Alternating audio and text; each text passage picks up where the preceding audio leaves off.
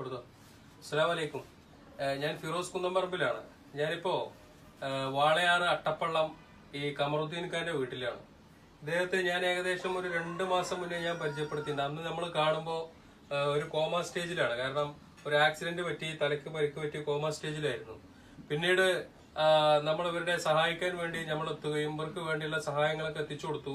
ഇദ്ദേഹത്തിന്റെ ട്രീറ്റ്മെന്റ് നമ്മൾ വീണ്ടും ആരംഭിച്ചു. കോയമ്പത്തൂരാണ് ഇപ്പോൾ ട്രീറ്റ്മെന്റ് നടക്കുന്നത്. അപ്പൊ നമ്മളിപ്പോ ഇന്ന് ഈ വീട്ടിൽ വന്നപ്പോ വളരെ സന്തോഷമുള്ള ഒരു കാര്യമാണ് കേൾക്കാൻ കഴിഞ്ഞത്. കാരണം ആ പഴയ സ്ഥിതിയിൽ നിന്നൊക്കെ മാറി ഇപ്പൊ എല്ലാവരും തിരിച്ചറിയുന്ന ഒരു അവസ്ഥ വന്നിട്ടുണ്ട്. പലരുടെയും പേര് തന്നെ ഇദ്ദേഹം പറയാൻ തുടങ്ങി. ഭയങ്കര സന്തോഷത്തിലാണ് ഈ കുടുംബം. കാരണം ആ ട്രീറ്റ്മെന്റിലൂടെ മാറ്റങ്ങൾ സംഭവിക്കുന്നുണ്ട്. ആള് തിരിച്ചു വരുന്ന ഒരു സാധ്യതകളൊക്കെ പറയുന്നുണ്ട്. അപ്പോ എന്താണെങ്കിലും ഒരുപാട് ആളുകൾ സഹായിച്ചിട്ടുണ്ട്. സഹായിച്ച ആളുകൾക്കൊക്കെ നന്ദി. നിങ്ങൾ ഇനിയും ഇദ്ദേഹത്തിന് വേണ്ടി പ്രാർത്ഥിക്കണം, ദുആ ചെയ്യണം. നമ്മളെ പോലെയൊക്കെ നമ്മളൊരാളായി നമ്മുടെ കൂടെ ഇദ്ദേഹവും ഉണ്ടാവട്ടെ എന്നാണ് പറയാനുള്ളത്. കാരണം കണ്ടോ, ഞാൻ സംസാരിക്കുമ്പോൾ ആള് നോക്കുന്നുണ്ട്. അന്നൊക്കെ വരുമ്പോ അങ്ങനെയല്ല, അവര് കിടപ്പാണ് അങ്ങനെ തന്നെ.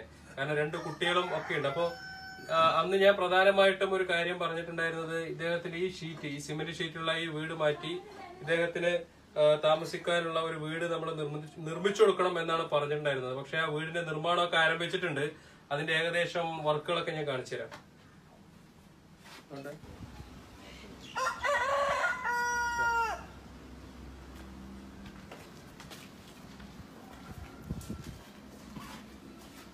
ഇത് ഇതുവാ, നമ്മള് ചെറിയൊരു വീടാണ് കെട്ടിക്കൊടുക്കുന്നത്. കാരണം നമ്മൾ ഉദ്ദേശിച്ച പോലുള്ള എമൗണ്ട് ഒന്നും വന്നിട്ടില്ല.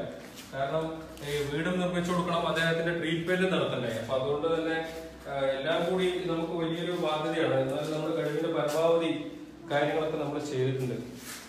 അപ്പൊ വീട് കണ്ടില്ലേ നിങ്ങള്. അപ്പൊ എന്താന്ന് വെച്ചാല് ട്രീറ്റ്മെന്റും വീടിന്റെ വർക്കും കൂടി ആയതുകൊണ്ട് സാമ്പത്തിക പ്രതിസന്ധി നല്ലോണം ഉണ്ട് നമ്മുടെ കാര്യത്തില്.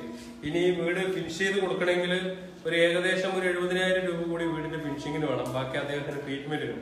അപ്പൊ എനിക്ക് പറയാനുള്ളത്, നിങ്ങൾ എല്ലാവരും കൂടി ഒരു വട്ടം കൂടി ഒന്ന് സഹായിക്കുകയാണെങ്കിൽ ഈ കുടുംബത്തിന്റെ എല്ലാ പ്രശ്നങ്ങളും നമുക്ക് തീർക്കാൻ കഴിയും. കാരണം അവരുടെ മക്കളെ മുഴുവൻ, അവരുടെ വിദ്യാഭ്യാസം മുഴുവൻ നമ്മൾ ഏറ്റെടുത്തിട്ടുണ്ട്. അവരെ മുഴുവൻ നമ്മൾ പഠിപ്പിക്കുന്നുണ്ട്, അവരുടെ കാര്യങ്ങളൊക്കെ നോക്കുന്നുണ്ട്.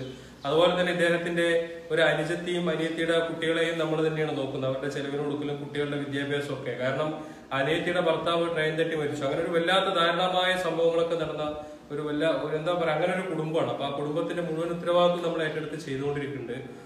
എന്താണെങ്കിലും നിങ്ങൾ എല്ലാവരും സഹായിക്കും എന്ന് പ്രതീക്ഷിക്കുന്നു. എല്ലാവരും സഹായിക്കണം എന്ന് കൂടി അഭ്യർത്ഥിച്ചുകൊണ്ട്